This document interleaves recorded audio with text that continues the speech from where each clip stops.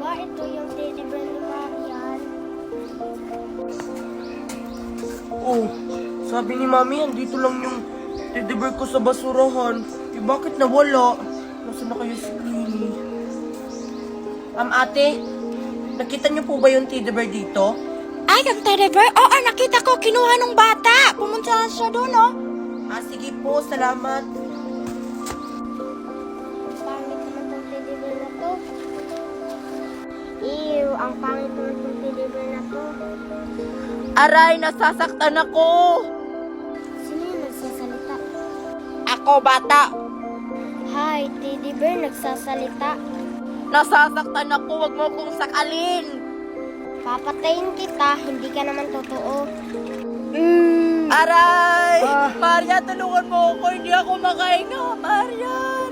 Aray! Patay ka na, teddy bear. Marian, tulungan mo ako. Pangit mo, Ano si Queenie? Itigil mo yan! Huwag mong saktan si Queenie! Marian? Tigilan mo yan. Bakit? Akin na yung teddy bear na yan. Hindi yan sa'yo. Tinapon na to eh. Hindi ako yung nagtapon yan. Yung mami ko yung nagtapon. Kaya ibalik mo na yan. Ano meron sa teddy bear na to? Ibalik mo na lang ako sa kanya. Ayan o. Ibang teddy bear kasi yan. Nagsasalita yan.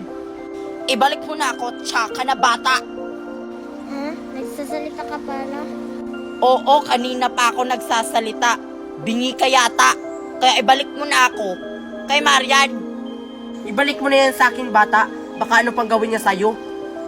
Kung hindi mo ako ibabalik kay Marian, gagawin kitang aso habang buhay. Sige ka! Ayaw ko. Oh, Queenie, okay ka lang? Hindi ka ba nasaktan? Nasaktan ako, Marian. Muntik akong hindi makahinga kanina. Buti na lang dumating ka. Kundi, siguro patay na ako. Ang mahalaga ngayon, ligtas ka na. Tara na, umuwi na tayo.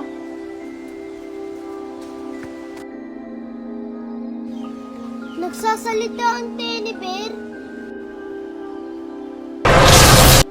Sandali. Diwata, nagpakita ulit kayo sa amin. Ibabalik niyo na po ba si Queenie sa dati? Oo. Ibabalik ko na si Queenie sa dati. Dahil natutunan niya ng maging mabuting bata. Katulad kahapon, na sinabihan ni Queenie si Marian na huwag gumawa ng masama, hindi gumawa lang ng mabuti. Hala, sino kaya kinakausap ni Ate Maria? Talaga po, totoo na po yan, Diwata. Yes, makakabalik na ako sa dati kong anyo. Makikita ko na yung family ko. Hala, Queenie, sa wakas, makakapaglaro na tayo kapag maging tao ka na. Humanda ka na, Queenie. Ibabalik na kita sa dati. Ngunit may kondisyon. Ano po yun, Diwata? Kahit ano po gagawin ko. Kapag gumawa ka ng kasamaan, magiging teddy bear ka ulit. Kapag gumawa ka naman ng mabuti, magiging tao ka naman ulit. Pero kapag gumawa ka ng tatlong kasamaan, hindi ka na mababalik bilang isang tao. Magiging teddy bear ka na panghabang buhay. Tanggapin mo na, Queenie, para magiging tao ka na ulit. Para makita mo na yung mga pamilya mo. Pero Marian, paano kung makagawa ulit ako ng tatlong kasalanan? Magiging teddy bear na ako habang buhay. Ayaw ko ng ganito. Ang hirap. Hindi magbago ka na. Huwag mo nang gawin ulit yun. Pero hindi ko kaya eh. Kayanin mo. Ano, gusto mo na lang maging teddy bear habang buhay? Gusto mo ba yon? Ayoko, no? Dalian nyo na. Baka magbago pa yung isip ko. Sige po. Ina-accept ko po yung kondisyon nyo. Nababaliw na ata ang kapatid ko. Sige. Expensive!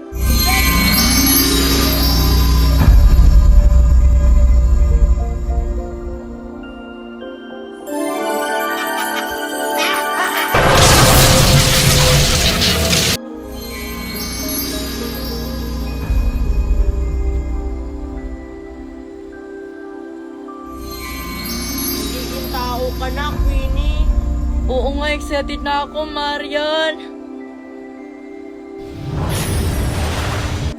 Naging tao na ako, Marian. Hala, yung teddy bear naging tao. Kailangan to malaman ni Mami. Queenie, naging tao ka na nga. Ang sarap ulit maging tao, Marian. Nakakagalaw na ako. Makikita mo na yung mami mo at saka yung kapatid mo. Excited na akong makita silang lahat. Yung mga kaibigan ko. Tara na. Queenie, teka lang. Alam mo ba yung sinabi ng diwata na yon? Oo, pero hayaan na natin yun. Hindi naman siguro yung totoo. Tao na ako, oh. Hindi ko na kaya yung gawin yung ginawa ko sa kanya. Siguraduhin mo ha, na hindi mo na gagawin yon pag naging teddy bear ka na naman ulit. Huwag ka na lumapit sa akin ha. Hindi na ako magiging teddy bear, no?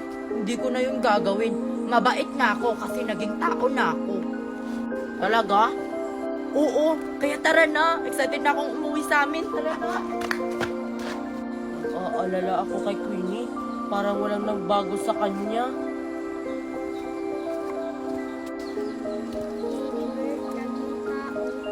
Paano nangyari yun?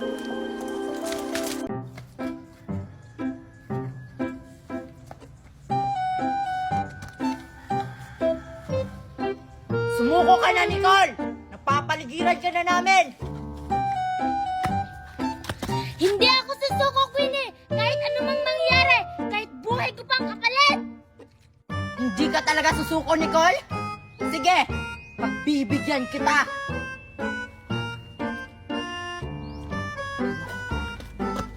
Saan kaya nagpunta si Queenie? Lilipat ako ng taguan?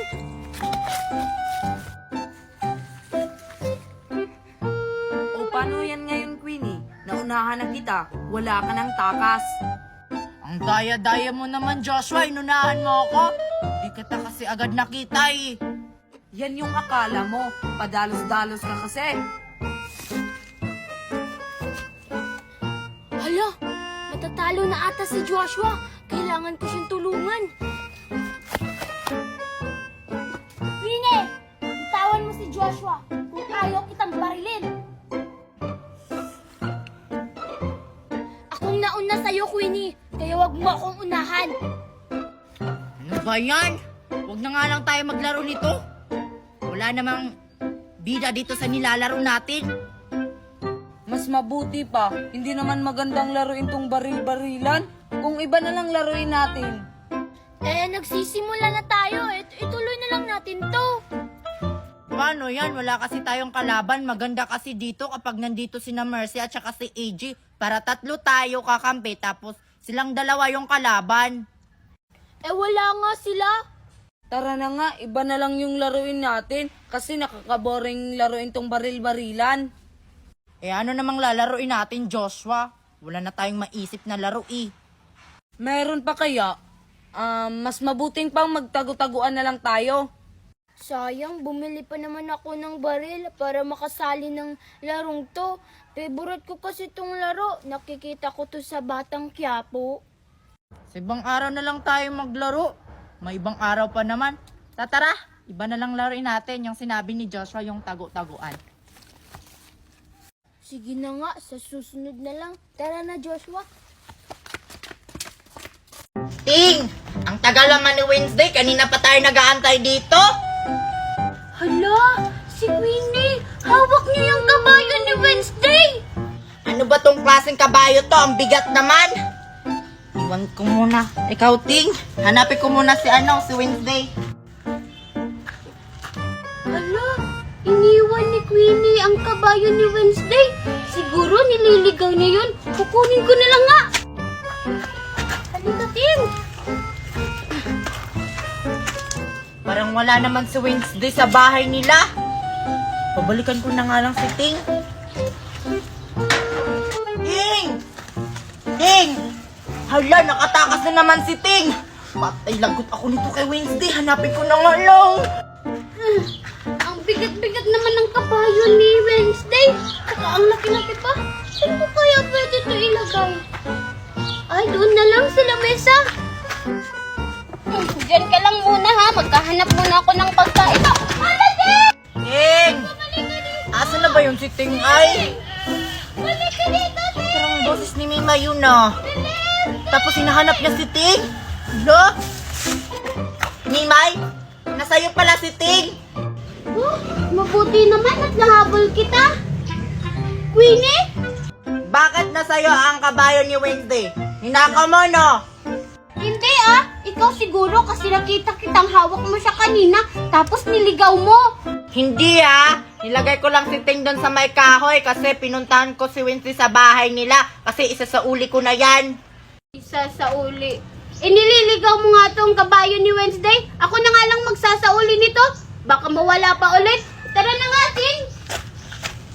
Eh di okay. Pabida ka talaga, Mimay.